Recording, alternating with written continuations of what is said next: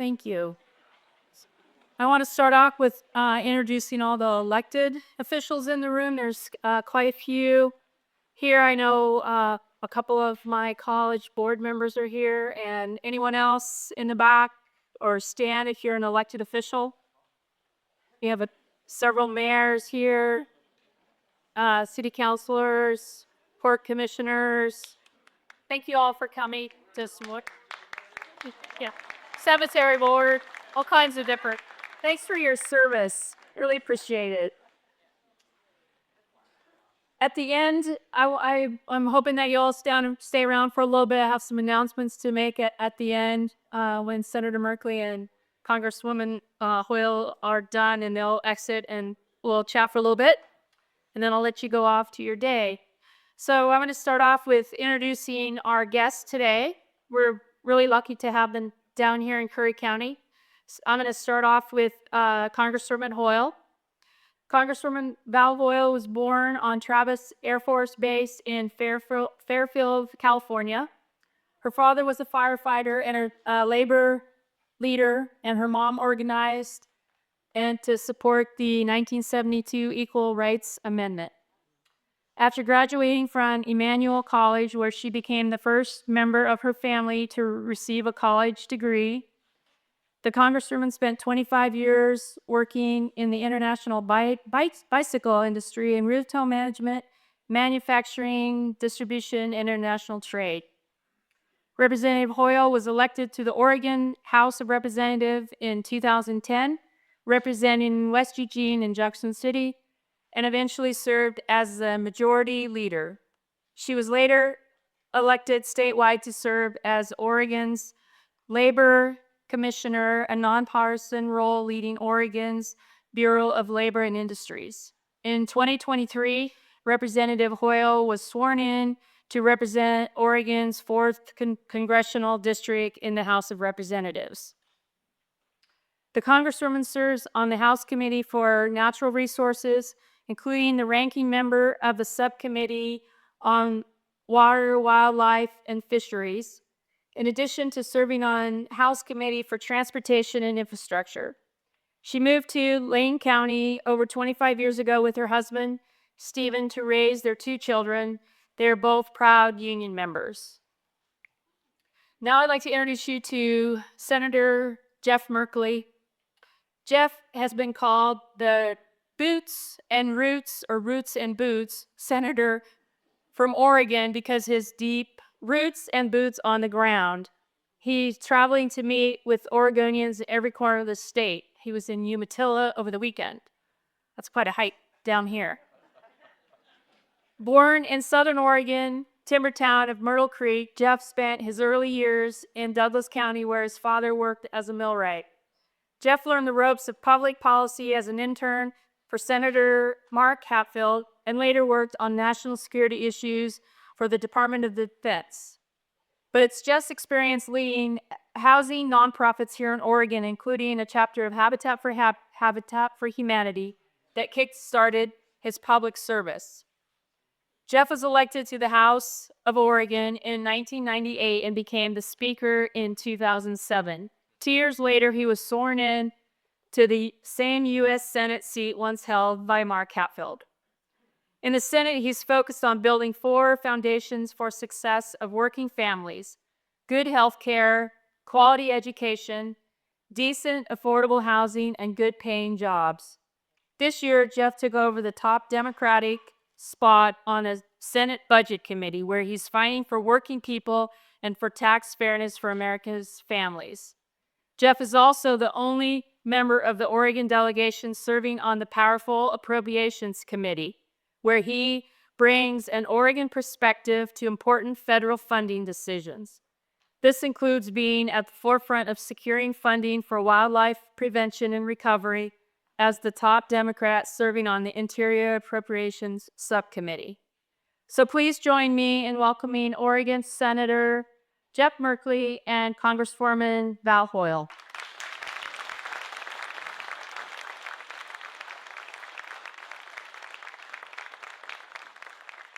Well, thank you very much, President Scott, and thank you for hosting us here in this incredible facility. And thank you, all of you, for showing up. Boy, it's literally standing room only. So we are delighted to be here to hear from all of you at the town hall. We like to start, Val and I, with recognizing an organization that has contributed to the community. This is the 17th time I've been here in the county and done this. And so a lot of different groups have been recognized over time. And today we're going to recognize the Brookings, Oregon Monarch Advocates. And so Dennis Briglia is here. So Dennis, come on up and join us. Welcome, welcome, welcome.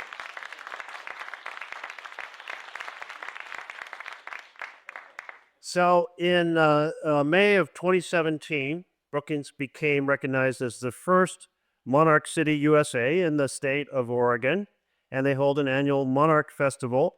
And I must say, monarchs are, of course, incredibly beautiful, and they appear in our lunch boxes and our clothing and all kinds of things. But they're in trouble. And they are kind of a symbol that represents the challenges we have with pollinators in general, which are important to our ecosystems and to our agriculture. And they're fascinating butterflies. They over our western monarchs overwinter on the coast of California. They have 4 generations flying north, 1 generation flying south. I don't know how the hell they figure this out, but they have their little social media between them and say it's time to head back to California. But tell us a little about what you're doing. Sure. Mr. Senator, thank you for introducing the Monarch Act into the U.S. Senate in 2023. I appreciate it. And our members were delighted to receive this recognition from your office. Thank you so much. Monarch butterflies are also pollinators, although many people don't think of them as pollinators. As they go from flower to flower drinking nectar, they will pick up some pollen with them, and that helps when they go to the next flower to pollinate them. So they are important.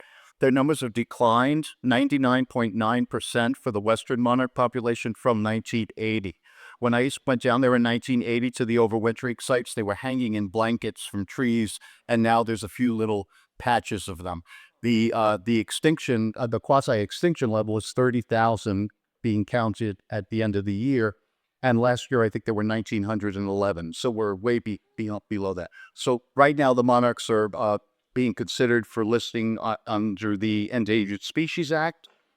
And so what BOMA has done is we provide public outreach to a lot of the organizations, and we work with school teachers in the schools. We bring in monarch eggs and they raise them to butterflies and then tag them and release them so we follow their migratory pathways.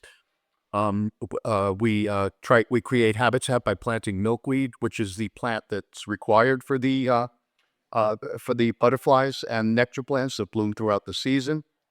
And we encourage the establishment of certified monarch way stations through Monarch Watch. There are currently 246 monarch way stations in the state of Oregon, and 14 are in Brookings. 2 are in Gold Beach, and 1 is at Port Orford, or 17 for Curry County.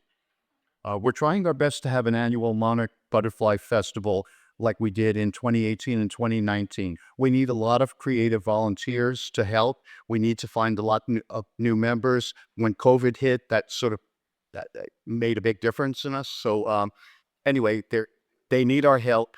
If you can, look us up on Facebook under BOMA for Brookings, Oregon Monarch Advocates, 97415.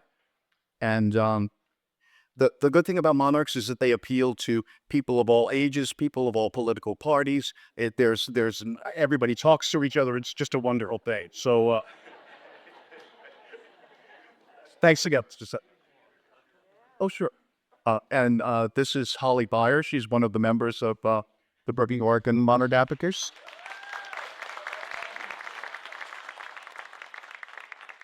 Is your grandkids a little flip book on the metamorphoses. And then Carol Pasternak, who lives up in Canada, wrote this book, a step-by-step guide for kids on how to raise monarch butterflies. Well, thank you. Thank you very much. You're welcome. Val and I will put those to work. And we have, first of all, I have to say, I've never seen a pair of monarch shoes. So you all can't see these right now, but they are fabulous. that is total commitment to the cause. And we are on the verge of extinction. And we had one other almost near extinction episode, and we're very, very lucky the following year, because with those 4 generations, when things go right, they can multiply fast. But still, we surged back up to 200,000, and then we collapsed again. And we have a big challenge. So everyone who would like to plant pollinator gardens, these are the folks who know how to do it, or training people to do it, which is so needed, because you need to put pesticide or pesticide-free plants in your garden. And it's not always easy to know exactly how to do that. So we have a flag for you to just say, really, job well done, to use an appropriate fashion that's been flown over the U.S. Capitol.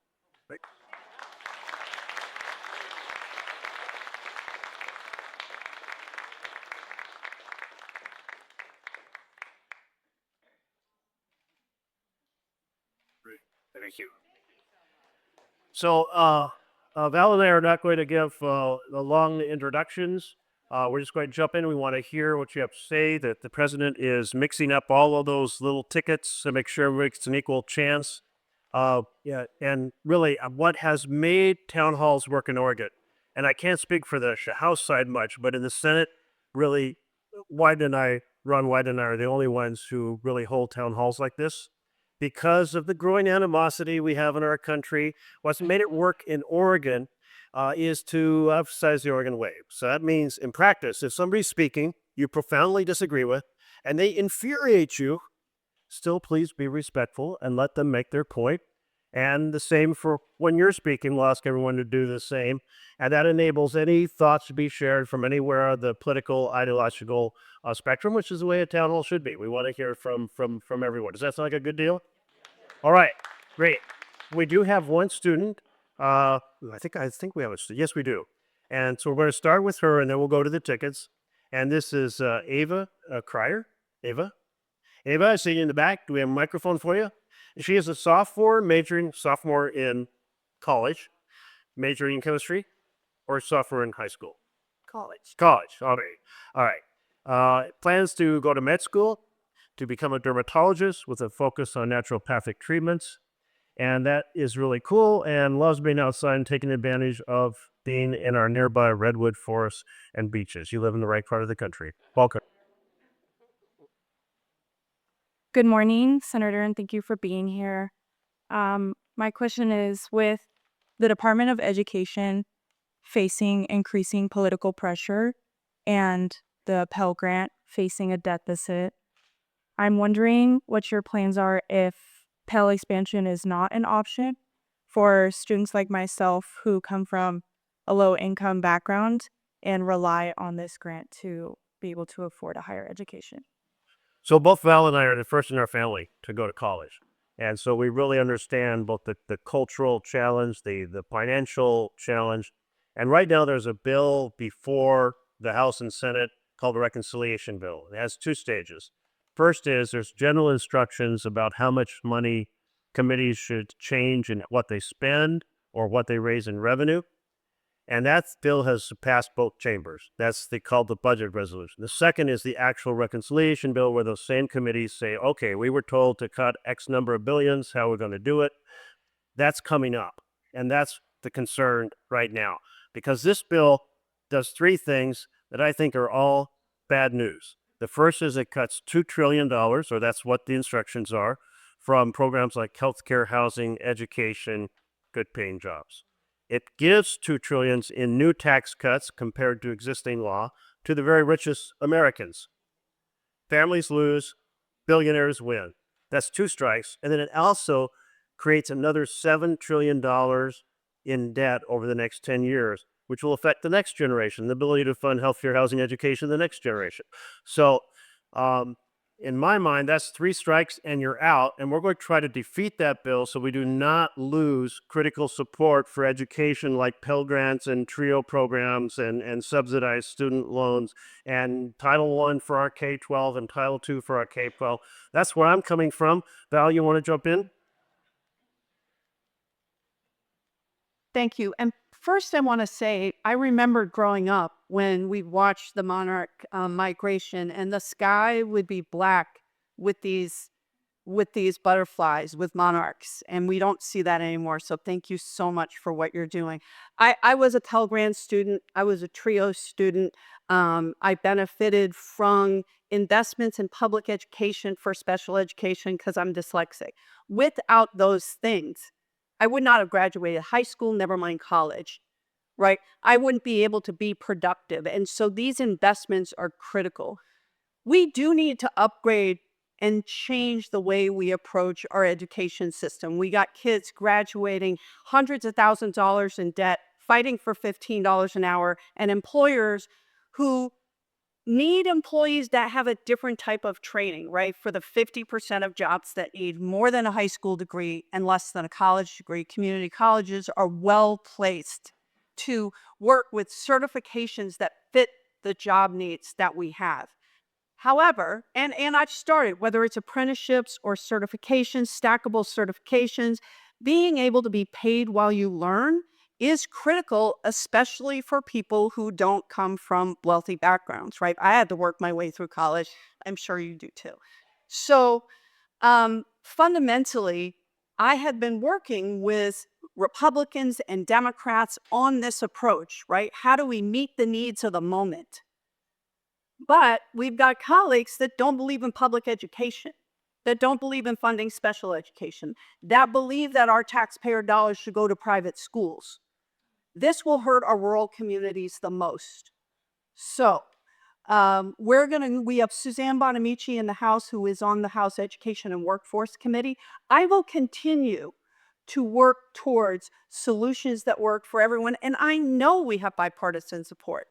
And I will continue to fight for the things that made it possible for me to be in Congress, for me to be able to have a job to feed my family, right? For what we need to invest in, which is public education. So there are people that want to break that system, and we will, and I know our senators as well, will stand up and fight that every single step of the way. Okay, thank you. So if you pull out these tickets, I'm just going to read the last three numbers on the right. Raise your hand. We'll get a microphone to you. Tell us your number and your name. And if no hands are raised, we just keep rolling as fast as we can. So the first three are 814 and 792 and 747. Any hands in that group? Yes, right here. Your number and your name. Sir or 7. Thank you. Opiate. Got my right. 747. And my name's Jane Opiate. I don't even know how to praise this. So I'm going to just show you his name. Fillmore Abrego. I see. Blah. And I want to know what your plans are to resolve this situation. So Kilmar Abrego Garcia was swept up, illegally sent to another country, to El Salvador, to a prison camp. Everyone should be absolutely outraged by this. We also had a green card holder from Vermont. We just signed on to a letter that was picked up, and they're working to deport. And understand what this is. This is a way to pressure the courts for the administration to break apart the separate and equal branches of government and our powers, right? To have the courts say they don't have to recognize the protections of a green card, of legal residence, to say that they can ship someone out. This is a father. He was a sheet metal worker. He is in El Salvador. The courts have said, bring him back. The administration is saying no. Fundamentally, and I was right before I got here in a conversation with a number of my colleagues from around the country, talking about what we can do, whether it's going down to El Salvador. We can certainly sign letters. This is fundamentally going against the basis of our Constitution and our democratic republic. The Constitution says The Constitution says that we have separate and equal branches of government, separate and equal. And the founders put this in place so that we did not have one branch of government or an executive becoming a king. We were trying to get away from that. So fundamentally, we're supposed to make the laws, the judiciary interprets the laws, the executive branch enforces the laws. This administration is trying to and thinking that, and many of my colleagues are just rolling over and saying, well, that's what they want to do. Let's let them. They want to make tariffs. They want to make war. They want to deport people. They're talking about deporting American citizens. I don't care what party you're in. This is wrong. So we're going to speak up and do everything we can because I took an oath to obey the Constitution of the United States, and this is unconstitutional. So we write letters. It's what we do in Congress. April 5th, everyone came out in the streets. Fascism rises slowly, then it rises quickly. We are in the quickly part, but we are in the part where we can stop what's happening. And again, this should not be a partisan issue. So we're counting on you to stand with us. We are going to stand up every step of the way, and we're figuring out what we can do. And again, we're hoping the Supreme Court, when you get a 9-0 ruling from the Supreme Court, you know, that just means something. And we are going to push this administration to follow the courts because that, if we don't have that, we do not have our democratic.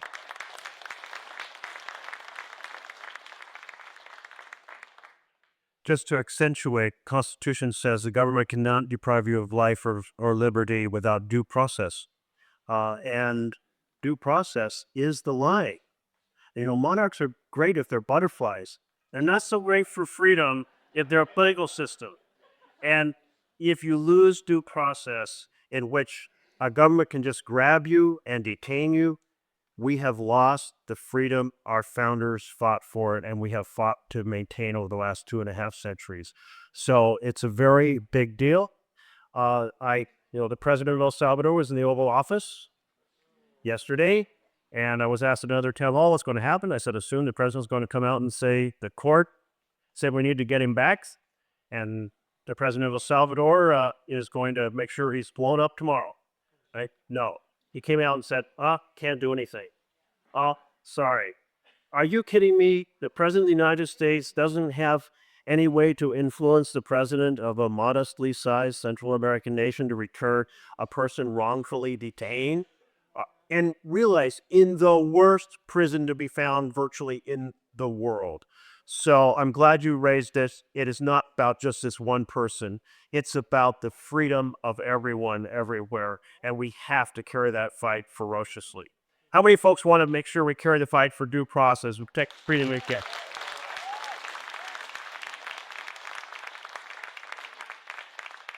Did we have 814 or 792? What's our next step? 814-792. We'll keep going in order. Right here? You have it? Okay, what number do you have? Okay, you're on. Hi, I am a 60-year-old first-time college student as a result of what's going on in a lot of areas, but specifically the Pell Grants and Social Security. What would you say regarding this situation for people like me? All right, so we kind of talk about Pell Grants. We're going to fight to keep them from being decimated by this reconciliation bill.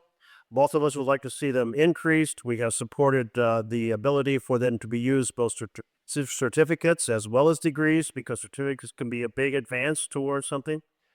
Getting more funding for them in this budget environment may be beyond the reach, but we can try. But let me talk about Social Security. Unbelievable that the president would start shutting down Social Security offices, start shutting down the phone lines, start shutting down the ability to respond by email. I've had folks at the last 2 town halls I had who had been hours. One said 4 hours, one said they spent all day. Anybody tried to get through to Social Security? Did you have difficulty? Yes. You had difficulty. Yes, and after waiting for 2.5 hours, I was cut off. 2.5 hours cut off. How about the back there? Airplane message stated there was a wait service eating 103 minutes for hold. Like, when you finally get through all of the phone tree AI garbage, you cannot schedule an appointment. You cannot get an answer to your. All I say, just to try to schedule an appointment. And one person out of my town hall had gone in and been told, sorry, we're not busy right now, but you didn't schedule an appointment, so you have to go home and call us. I mean, really, the government is there to serve us, not to make things harder. And think about Social Security. It is an intergenerational bond, a commitment. It has to be funded. You know, a lot of the folks on Social Security, 50% depend on it for 90 to 100% of their income. And maybe they're only getting like $1,200-$1,300 a month. I mean, you can barely pay rent. You lose one check and you may be in foreclosure for your house or kicked out of your apartment or unable to buy your food or your medicine. It is a big deal. It has to work well. We want it improved, not decimated, and we're going to push back in every way we can. I know the trust fund still has a significant surplus, but in about a decade, that will not be there. That's why right now we should be on the floor of the Senate and the House debating a bill that makes a trust fund solvent for the next 70 years. I held a series of workshops around the state and put forward the various ideas to increase the solvency. And basically every table came up with the same choice, which was increase the amount of income that is subject to Social Security credit. So I'm giving my side of the party a hard time. I want to give my Republicans, let's get together on the floor and debate such a bill and vote on it. And if we vote it down, then the citizens can weigh in and tell us we're bums and throw us out of office. So I represent from the top of Lincoln County to the bottom of Curry County, all 6 counties in that area. My district has more Social Security recipients than 87% of the districts in this country. And so this is really important. In fact, we're going to be doing a town hall with Peter DeFazio and Max Richmond, who works with Social Security protection. Next week, we'll look and see if we can get it Facebook Live or streamed so that people can watch. The bottom line is that Social Security is an earned benefit. It is not a Ponzi scheme. We have Elon Musk, who was given an emerald mine by his father, right, was given the money that he has, who has $82 million in federal contracts, telling us that Social Security is a Ponzi scheme and people who receive Social Security are parasites. That is offensive. Social Security was put into place after the Depression so that people had a way to live in dignity and pay in for their entire lives. This administration has sent out an email to the people that work at the Social Security agency to say that they should not respond in writing to congressional requests or advocates for Social Security. So I've talked to my Republican colleagues and said, as a member of Congress, my most important job is constituent outreach. So we need to help make sure that people can get Social Security. They fired a whole bunch of people who normally answer the phone.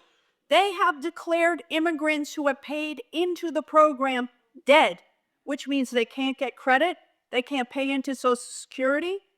Understand that when you have people who are unelected, right, who have your Social Security number under the auspices of making government more efficient, we should all be screaming about that.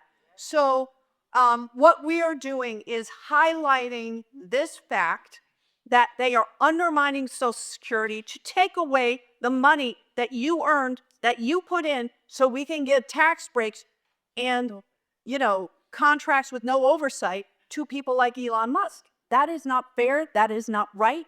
That is not partisan. So what we need from you is to contact our office, to tell your friends to contact their congressional offices.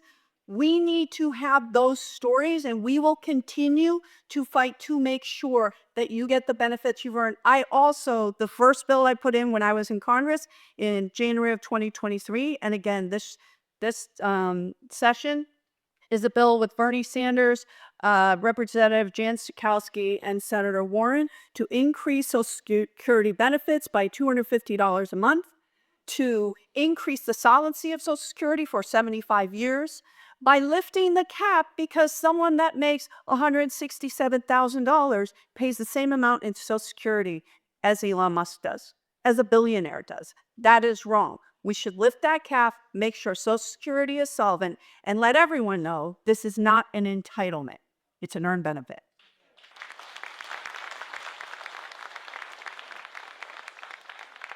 We have 814.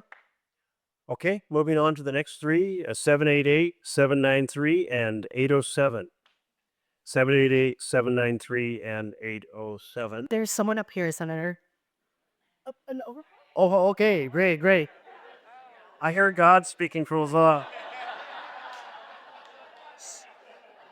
She is a woman.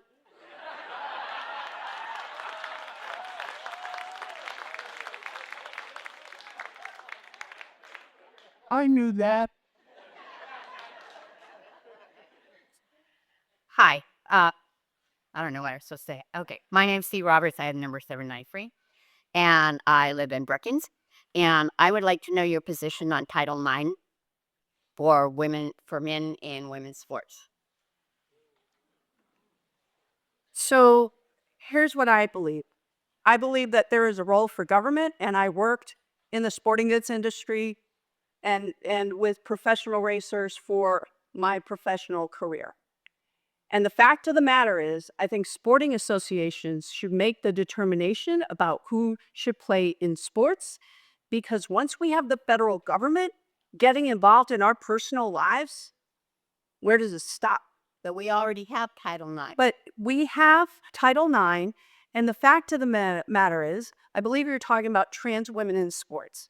I'm talking about men in women's So if you're talking about trans women in women's sports, the bottom line is, my position is the sporting associations should make that determination, because otherwise it is government overreach. And we should not say it's okay for government to overreach here, because it's not going to stop.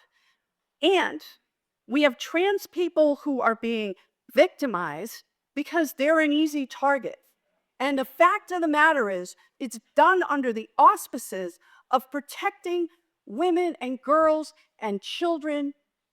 If my colleagues in government actually wanted to protect children in schools, they might do something about school shootings, because a child is more likely to get shot in their classroom than to be in sports with a trans girl.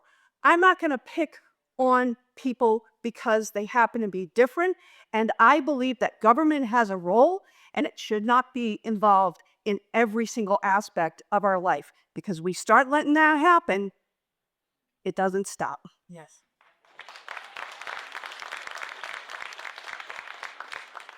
Here in Oregon, the Oregon State Athletic Association is charged with the mission of fair and safe participation in sports. So they're a group that you may want to take your opinions to in that regard. I will say that having the federal government tell every group in the nation what they can and can't do is much worse than having a sports association. And think about sports like archery and rifle and so on and so forth. Let the sports associations figure out the boundaries. And this is what I want to add. The people with the most difficult journey in life are our trans youth. They are the least understood. They are the most bullied on social media, the most bullied in schools, highest suicide rate. And I was raised under the ethic that many of you, I'm sure, were raised as well, with the kind of the ethic of the Good Samaritan. Whether you've heard it in your religious setting or just culturally. And the story is told. The priest walks by and sees a person who needs help, beaten, robbed by the side of the road. Keeps going.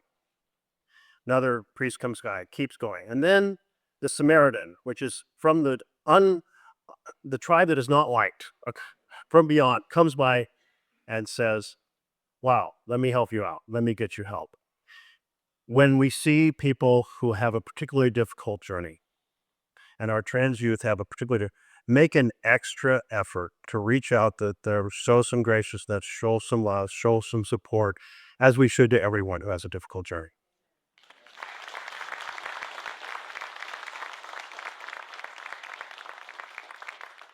(807) and 788. Either one. Okay. Keep rolling. You see, you have one up there. What up? Well, I'm up to. Okay. Did you say 798? I think it was 78. 788. Okay. You may be in the next group. The next group is 757, 778, and 808. 757. Okay. And anyone, how about 808 or 778? All right. Thank you both for coming to Brookings. We really, really appreciate this. My name is Kathleen Dixon. I'm from here in Brookings.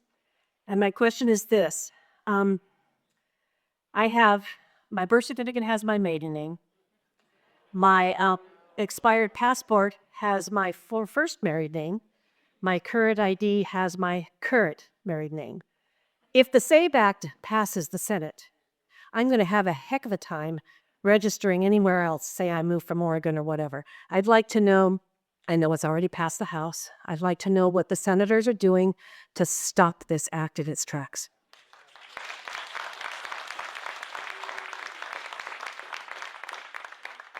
Well, we're going to kill it. It's not going to pass.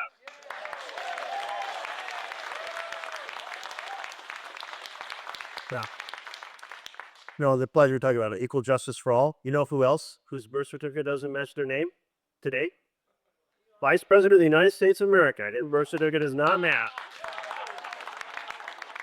So, in that act also is an emphasis on trying to decrease vote by mail and early voting. And why is that? And the reason why is what some want to do is manipulate election day because it's easy. If you don't want a group to vote on election day, you put the precinct in a new location, you put it where there's no parking, you understaff it so there are long wait lines, you put out misinformation about where it's located, and it's effective. It's a true and tried way to suppress voting, and it's been used primarily in cities, college campuses, and Native American reservations. Well, I think instead of discouraging and trying to stop, I mean, to talk about an assault on the fundamental freedom of the ballot box, to have our voice heard at a critical moment, how about we instead increase the ability of people to vote by giving everybody in the country the ability to vote by mail or early voting? Stop all that today. I had a bill last session that was Senate Bill number 1, and Senate Bill number 1 was for the people, and it increased the ability and fairness of voting across America. The SAVE Act is the opposite, and I guarantee you we will not let that get through the Senate.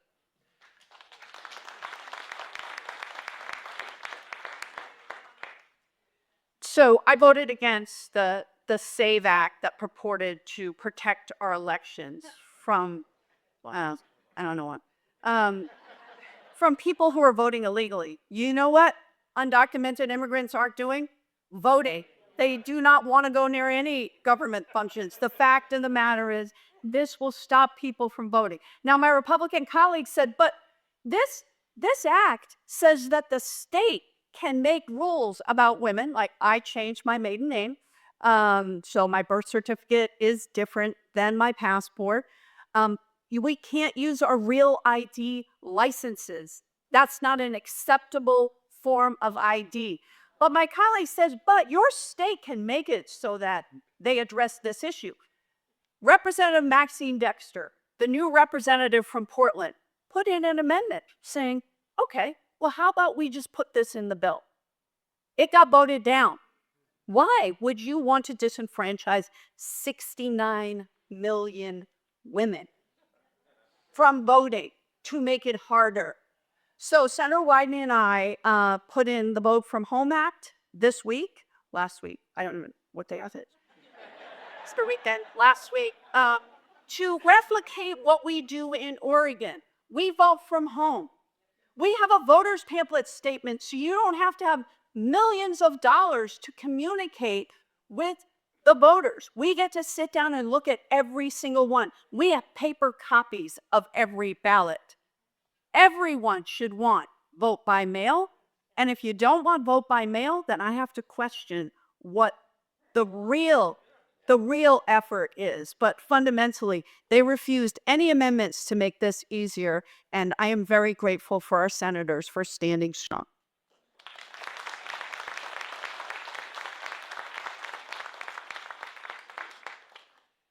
Is your number up? 778. Okay. 778. We have 788. But we have 7782.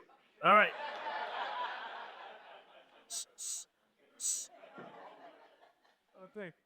Senator Spearnay, I wondered if you are aware. Oh, whichever you turn on. I wonder if you are aware that both of our local, our senator and our representative of state are pushing for doing away with the mail-in ballots. I just read this the other day. After 25 years of working fine. Well, what's your response? So my understanding is that they put forward a proposal, a bill to put vote by mail to the ballot for us to vote on. I believe that there will be signature gatherers from people who have bought the conspiracy theory that our elections are not secure. And so I think we'll have a chance to vote on that. Here's what I know is Republican Secretary of State Norma Paulus and Democratic Secretary of State Phil Keisling worked to implement vote by mail 25 years ago. And it is incredibly popular. So the fact of the matter is, that bill is not going to get through the legislature. And I do expect we will see a signature gathering effort. So it may well be a ballot measure on our ballots in 2026. I'm thinking back to when I was first running for the Oregon House. And half of the state was voting by mail and half was voting at the voter booth. And I was going door to door and asking what people were concerned about. And often it was the potholes in the street and so forth. But then people would say, but what I really want to tell you is I really love voting for my house. And I must say my instinct was, I kind of love the idea of all of us coming together on election day and going to the polls. And I once carried my little son in with me while I'm voting. And then people started educating me. They said, do you realize how complex the ballot initiatives are in Oregon? I can sit at the kitchen table and study that with my spouse. Do you realize that this is a chance for me to educate my children about how to vote and show them how important it is? Do you realize that I have a bad hip and I can't go and walk a block to get to ballot place? I certainly can't stand in line. I'm like, wow, okay, I've just been educated. And after learning more about it and understanding how secure it was and how it created greater ability. And if you recall how it emerged in Oregon, it started with the Republican Party in Oregon saying we want to get people signed up for absentee ballots because we know it'll turn out more numbers. The Democratic Party said, wow, that's smart. We better do that too. And that's how it came when I first ran. Half people were voting by mail and half were voting by vote. But what we chose worked really well. If there is an initiative like this, I'm quite confident from the years of hearing from people in Oregon, I'll be surprised if it gets the signatures. But if it's on the ballot, it'll be robustly defeated, and we will save this much better system of voting that has been adopted in blue and red states like Utah, for example. So I guess that's my thought on that. Let's not just save our vote by mail, but spread it all around the country, just not to manipulate. 749-795 and 758. Okay, right over here. Yeah, I'm Bill Gorham, number 758. I'm a marine biologist and a very strong advocate for climate action. Representative Hoyle, Senator Merkley, thank you very much for your support for clean energy. This is a really important issue for me. I hope there will be opportunities for progress while Republicans hold the majority. In what areas of clean energy policy do you think you can find common interests with the Republican colleagues? So recognize that we have seen a vast growth in wind in North Dakota, in Iowa, in Texas, and there's a real constituency for that. Nevada, which is a purple state, tried to eliminate their ability to have basically solar energy feed back into the grid and change their rooftop solar. Robustly defeated across the state with opposition from both parties to that change. So there is a growing understanding on both sides. But let me tell you that this question really raises the issue of the problem we have with money in politics. Citizens United court decision created a real affliction to our democracy, to our republic. It said that if I want to help you run for office, I can the government can put a cap on what I give to you because it would be corrupt for me to give you a lot of money and have you feel emboldened to me or to my industry. But I can give unlimited sums to your spouse or best friend to run a parallel campaign on your behalf because somehow you won't notice where it's coming from. And that is, a vast absurdity. Think about the Ohio Senate race where in the last month, a small group of crypto CEOs gave $40 million in that Senate race. $40 million. I've held a fundraiser here for a Senate candidate and raised $40,000. That was incredible. 40,000. That's 40 million is 1,000 times 40,000. And the funds I raised were limited under a donation directly to the candidate. So the crypto world has now created enormous political power because everyone paid attention to that. The fossil fuel world has done the same thing. And I have watched, remember, it was first President Bush who ran for office on climate. The Democrat, the caucus, ran on coal. So it was the Republican Party that was championing clean energy. It has done a flip because of the money in the system. And I have watched, Senator McCain was a champion. He passed away. Senator Lindsey Graham has been helpful in modest and quiet, gentle ways, but modestly. Senator Romney told me when he came in 6 years ago, and then he's now gone, but he stayed 6 years, he was going to be the Republican champion, and we never heard anything more about him on clean energy. And he was in a hearing in his last couple months, and I heard him say, there's nothing we can do about it. And I talked to him afterwards and said, it's such a change from 6 years ago. What happened? He goes, well, it's just like, it's the reality. Well, the reality is that our climate is changing so fast as temperatures warm. It is the biggest threat to humanity. We don't have another planet. In just 30 years, we've seen a big change in temperature. That issue we have with kelp right here off the coast and the disease we have with the sun stars, those are affected by the temperature and the acidity of the water, which changes the kelp, which proceeds to affect our fisheries. The snowpack in the Cascades has dropped not 60%, almost 50% in the last 90 years. The effects, how much cold water we have in our streams for our trout and our salmon. How many people fish? Would you rather have large cold streams or small warm springs? Large cold springs, much better. And by the way, that loss of this year we had fantastic snowpack. It's so fantastic it produced a lot of flooding. But on average, it's dropping, which not affects just our streams, but also the irrigation water in late spring, early summer for our farmers, ranchers. This is so important that we act.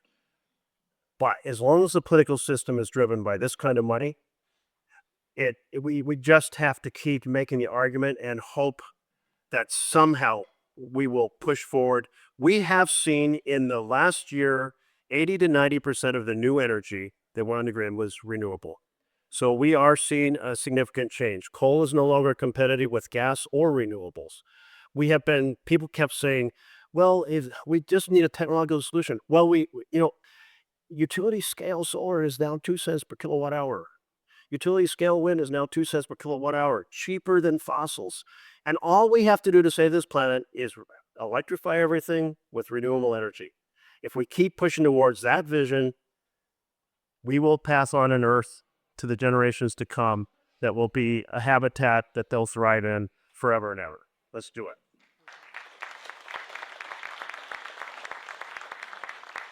What the senator said, and this is also a matter of national security. For us to be energy independent means we have to invest in green sources of energy. I, like many of you, live in a rural community, and the electricity goes out. And so we have to be prepared, and we are, to make sure we have water, we have food, we are able to run our electrical, appliances off the grid. And we know, and we have heard, there may be cyber attacks to our electrical grid. The bottom line is we need to be producing our energy in the greenest way possible, in the cleanest way possible. And that means having hard conversations.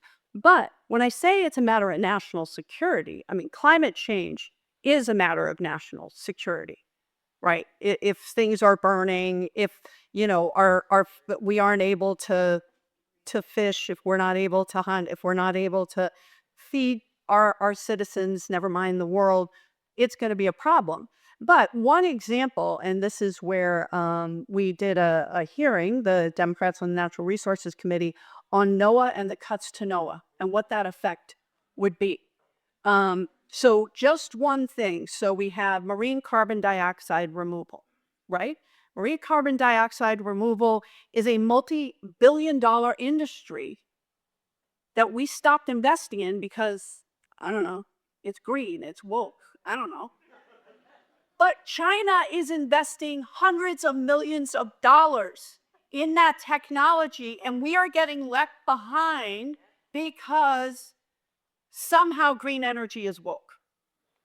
That is not right, and it leaves us in a deficit if China will eat our lunch because they will invest in this green energy, and we need to do what's right for our country, for our national security, for addressing the fact that climate change is happening. And even when I talk to my Republican colleagues who do not believe that carbon has any effect on climate change, I say, okay, let's not talk about that, but let's talk about the fact that it's hot, dry conditions that are causing wildfires. And what are we going to do about that? What are we going to do about energy independence? What are we going to do about being able to be self-sufficient?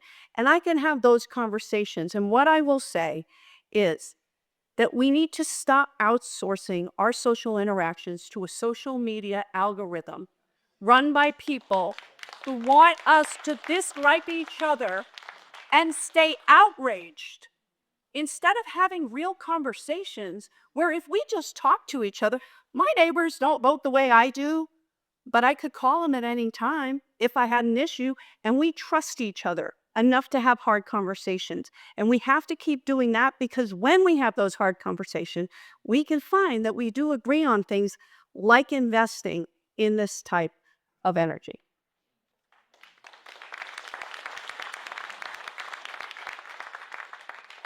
So we are down to the wire. So I'm just going 95. Great. You're going to get the last one. $7.95 for whatever number you just said. I don't know that I mean the mic. You're doing pretty well. I am a small business owner. I import, yes, mostly from China. because our country doesn't make toys. Our country doesn't sew clothing. Our country doesn't make the things that are being tariffed at 145% right now. It's starting now. Everything that's coming to unalter American rate, that would be wonderful. But you cannot expect us to go build factories and tomorrow to be able to support our family. Yeah. It's killing the American small business.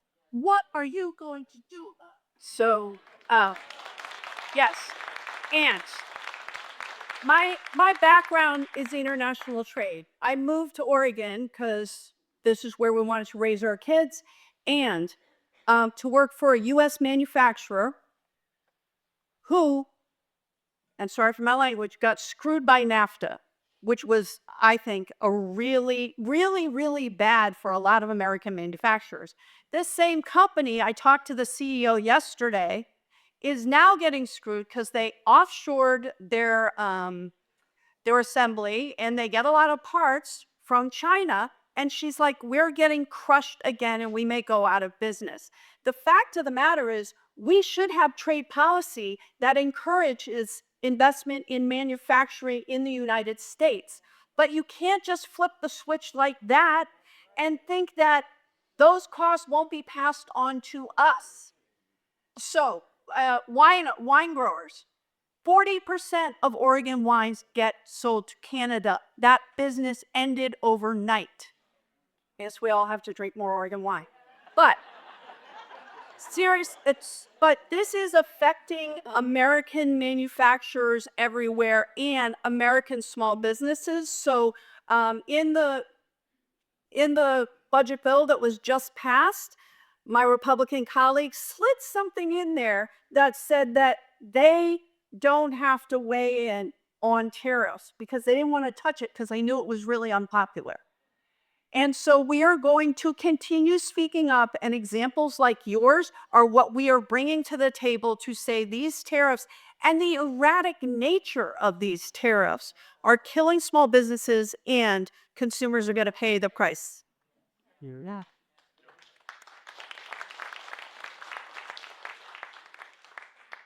One position I shared with President Trump in his first election was his opposition to TPP, because expanding the connection with very low wage, low environmental laws countries was vastly destroying manufacturing in the United States.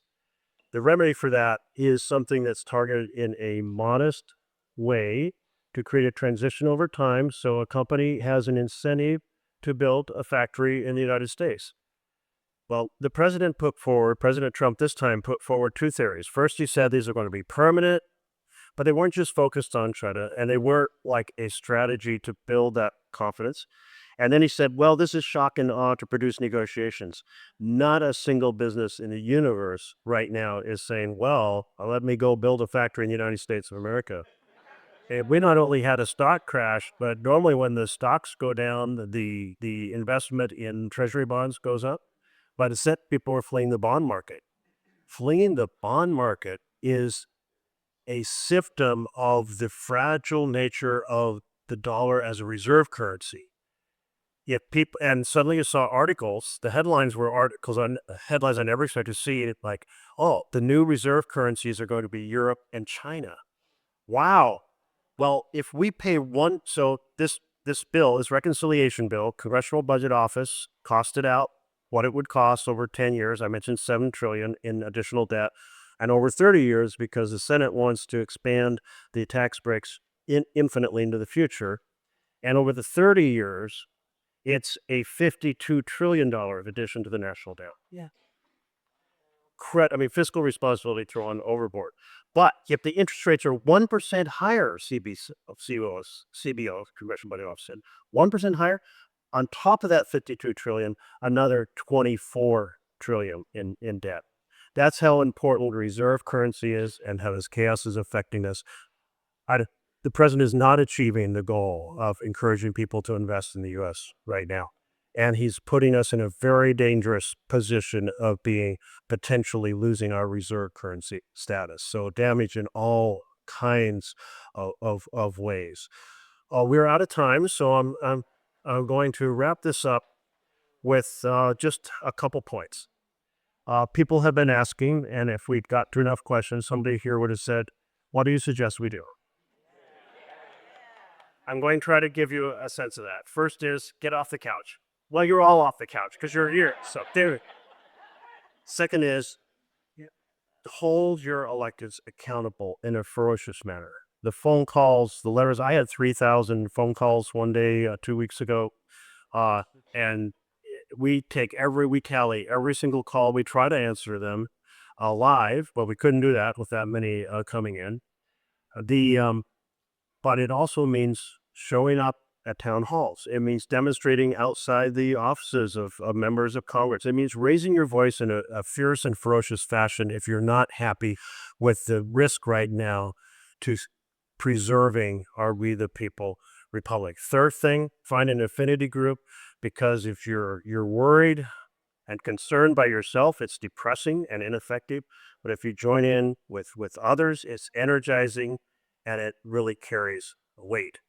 And finally, I'm going to add a fourth item to this, which is take an occasional break for a long weekend or a week.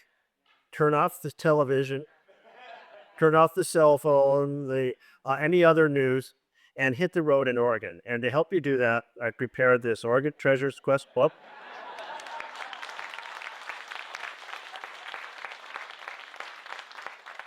This is 17th year I've gone to all 36 counties, and we keep finding new and cool things. So we put in treasures in all of our counties that are public treasures. And if you go to 10 counties and you send us a selfie in front of something that's in this book, you're invited to an Oregon Treasure Quest party in November. Just a little way of saying, amidst all of our challenges, amidst all of that, keep in mind that we live in the most incredible paradise to be found on the entire planet. And so take a moment, be with your friends, your family, your visitors from out of state, go hit some things you've never seen, and you'll feel restored and energized and ready to save our republic. God bless you all. We'll see you through.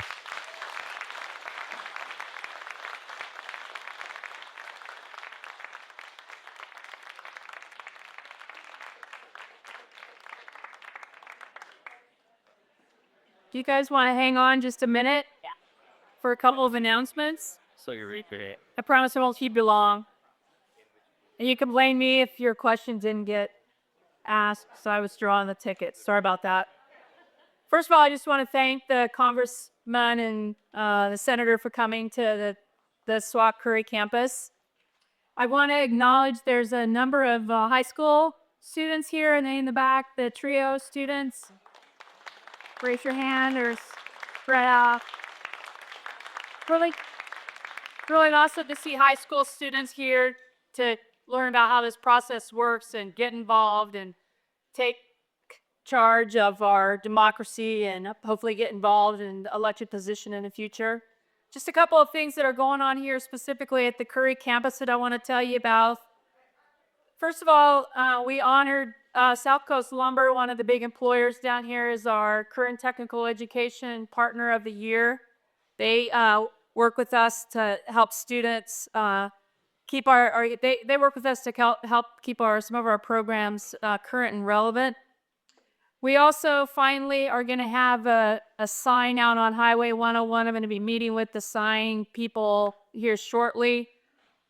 It's been a whole long process. We didn't own the land down there to be able to put a better sign out on Highway 101, but it's coming. You should be able to see that hopefully sometime by midsummer. We also we recognize students from the Curry County, do a student convocation, and that's on June 5th at 5:30 if you're interested in coming to see all the cool things the students are doing and the scholarships that they're going to be awarded. And then lastly, we have about 30 students from Curry County that'll be graduating this year, and our graduation ceremony is on June 13th. So, and there's a lot of things. I want to acknowledge Jill in the back, the dean here in Curry. Does everyone know Jill?